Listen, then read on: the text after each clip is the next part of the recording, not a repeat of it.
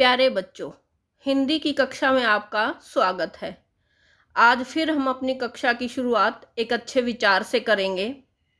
कोशिशों के बावजूद हो जाती है कभी हार, कोशिशों के बावजूद हो जाती है कभी हार, होके निराश मत बैठना मन को अपने मार। होके निराश मत बैठना मन को अपने मार, बढ़ते रहना आगे सदा, बढ़ते रहना आगे सदा, हो जैसा भी मौसम, पा लेती हैं मंजिल चींटियां भी गिर गिर कर हर बार।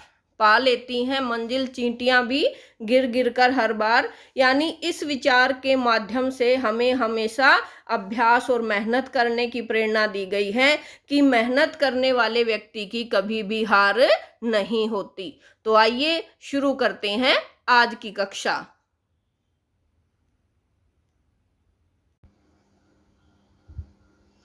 तो प्यारे बच्चों, आज हम करेंगे कवि सर्वेश्वर दयाल सक्सेना की कविता मेघ आए।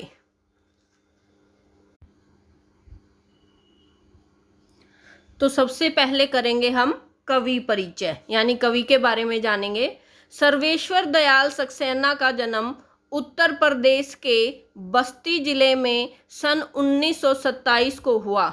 उन्होंने इलाहाबाद विश्वविद्यालय से उच्च शिक्षा ग्रहण की। आरंभ में उन्हें आजीविका का मतलब होता है जीवन को चलाने के लिए जो खर्च हमें चाहिए, उसको आजीविका बोला जाता है। आजीविका हेतु काफी संघर्ष करना पड़ा। बाद में दिनमान के उप संपादक एवं चर्चित बाल पत्रिका पराग के संपादक बने। सन 1983 में उनका आकस्मिक निधन हो गया। आकस्मिक का मतलब होता है अचानक, यानी सन 1983 में उनकी अचानक मृत्यु हो गई। कवि की साहित्यिक विशेषताएं: काठ की घंटियां, बांस का पुल, एक सूनी नाव, गर्म हवाएं, कुआनो नदी, जंगल का दर्द, खूंटियों पर टंगे लोग उनकी प्रमुख कविता संग्रह हैं। नई कविता के प्रमुख कवि सर्वेश्वर दयाल सक्सेना ने उपन्यास, नाटक, कहानी, निबंध एवं प्रचुर मात्रा में बाल साहित्य भी लिखा है। दिनमान में प्रकाशित चर्चे और चरखे स्तंभ के लिए सर्वेश्वर बहुत चर्चित रहे। उन्हें साहित्य अकादमी पुरस्कार से सम्मानित किया गया। कविता का सार: संकलित कविता में कवि ने मेघों के आने की तुलना सजकर आए प्रवासी अतिथि दामाद से की है। ग्रामीण संस्कृति में दामाद के आने पर उल्लास का जो वातावरण बनता है, मेघों के आने का सजीव वर्णन करते हुए कवि ने उसी उल्लास को दिखाया है। यानी इस कविता में कवि ने एक साल बाद आए इस मेहमान को देखकर एक और स्वागत सत्कार तथा दूसरी ओर उल्लास का वातावरण दिखाया है और उसके आगमन की तुलना सज धज कर आए हुए शहरी मेहमान से की है। यानी मेघों की तुलना जो है सज धज कर आए हुए मेहमानों से की है। तो आइए शुरू करते हैं कविता मेघ आए।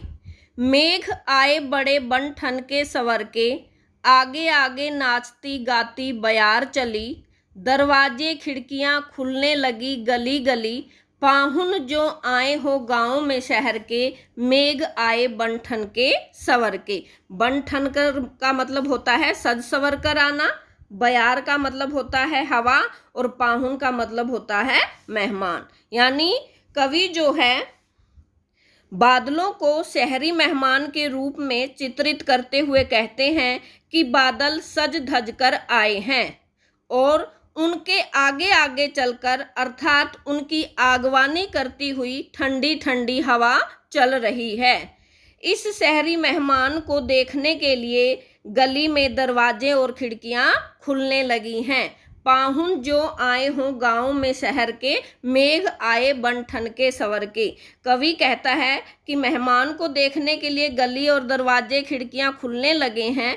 वर्षा ऋतु में आकाश में काले काले बादल छाए हुए हैं, जिन्हें देखकर लगता है कि मानो गांव में कोई शहरी मेहमान आ गया हो, अर्थात बादल जो हैं वो सज धज कर शहरी मेहमान की तरह आए हुए हैं और लोग उनको देखने के लिए अपने दरवाजे खिड़कियां खोल रहे हैं।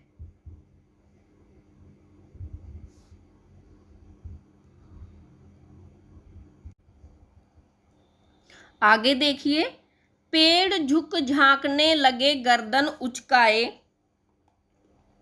आंधी चली धूल भागी घाघरा उठाए, बाकी चितवन उठा नदी ठिठकी, घूंघट सरके मेघ आए बन ठनके सवर के। उचकाए यानी उचकाकर या उठाकर। बाकी चितवन होता है तिरछी नजरों से, ठिठकी का मतलब होता है हैरान होकर बिल्कुल रुक जाना, और सरके का मतलब होता है खिसक गई। यानी कवि यहाँ पर कहते हैं पेड़ झुक झांकने लगे गर्दन उचकाए, कि मेहमान के रूप में आए बादलों को देखकर पेड़ अपनी गर्दन ऊंची ऊंची कर कर उन्हें देखने लगे। आंधी चली धूल भागी घाघरा उठाए, यहाँ पर कवि ने हर जगह मानवीकरण अलंकार का प्रयोग किया है।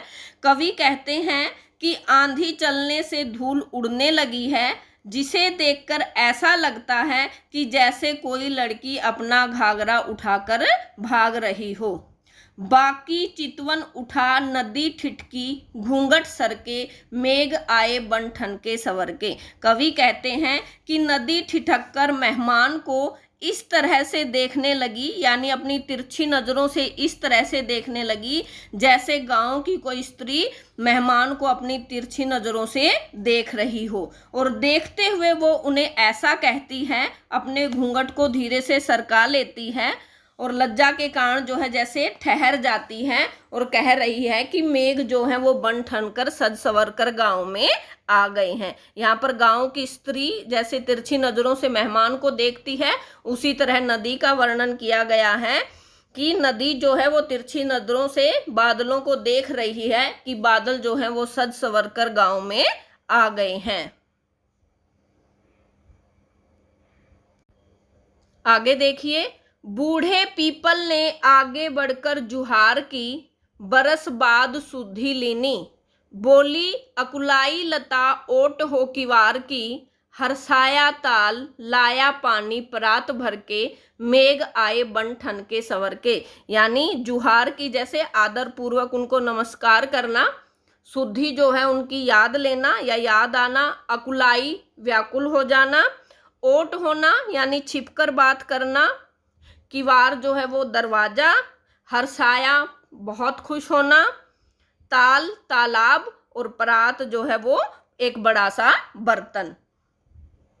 यानी यहाँ पर कवि कहते हैं कि बूढ़े पीपल ने आगे बढ़कर जुहार की, मेहमान रूप में आए हुए बादल को देखकर पीपल ने आगे बढ़कर मेहमान का स्वागत किया और कहा साल भर से बादल रूपी मेहमान से मिलन नहीं हुआ था, जिसके कारण व्याकुल जो लता है, बोली अकुलाई लता ओट हो किवार की, कि लता रूपी जो नायिका है वो दरवाजे की ओट में होकर कहती है बरस बाद सुधि लेनी, कि तुम जो है पूरे 1 साल बाद तुम्हें हमारी याद आई है।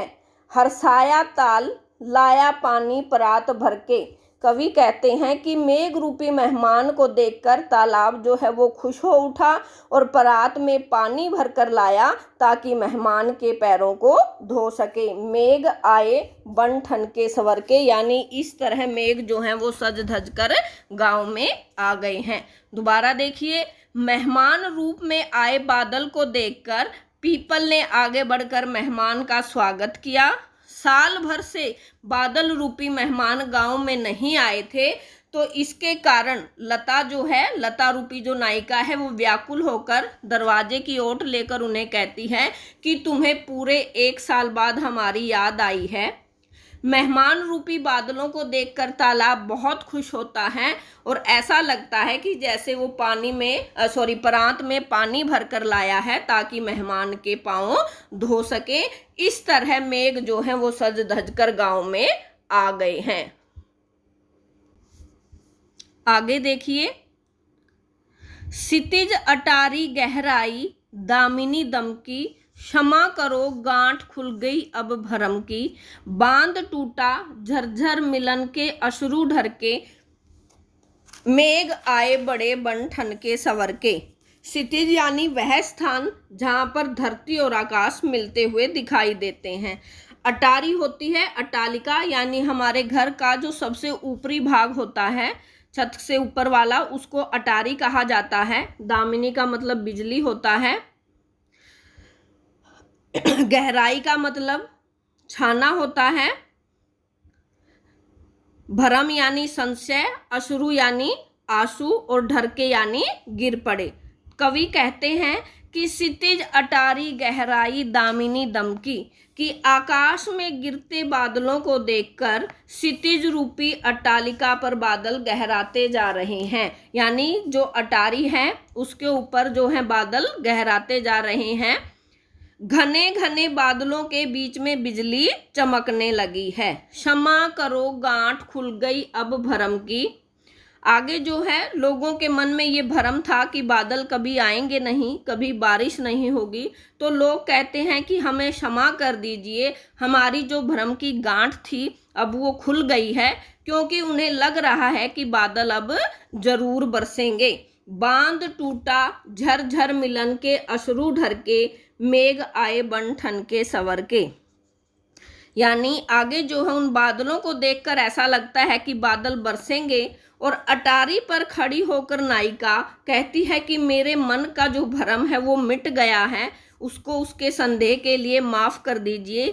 यह देखकर मेहमान रूपी जो बादल हैं उनकी आंखों से प्रसन्नता के आंसू गिरने लगे, अर्थात बारिश जो है होने लगी, और इस तरह गांव में सज धज कर बादल आ गए हैं। एक बार दोबारा देखेंगे कि आकाश में घिरते बादलों को देखकर कवि कहता है कि क्षितिज रूपी अट्टालिका, यानी वह स्थान जहां पर धरती और आकाश मिलते दिखाई देते हैं, वहां पर घने बादल छा गए हैं, बिजली चमकने लगी है, और लोगों के मन में समाया हुआ भ्रम भी अब मिटने लगा है। उन्हें लग रहा है कि बादल जरूर बरसेंगे। अटारी पर खड़ी नायिका के मन से भी भ्रम मिट गया है। उसने अपने मन में उमड़े संदेह के लिए मेहमान से क्षमा मांग ली है। यह देखकर मेघ रूपी मेहमानों की आंखों से आंसू बरसने लगे, यानी बारिश होने लगी है, और इस तरह गांव में सज धज कर बादल जो हैं आ गए हैं। ये कविता हमारे सिलेबस में नहीं है, लेकिन प्यारे बच्चों इसको आपने ध्यान से पढ़ना है और समझना है। प्रश्न उत्तर इसके नहीं करने हैं।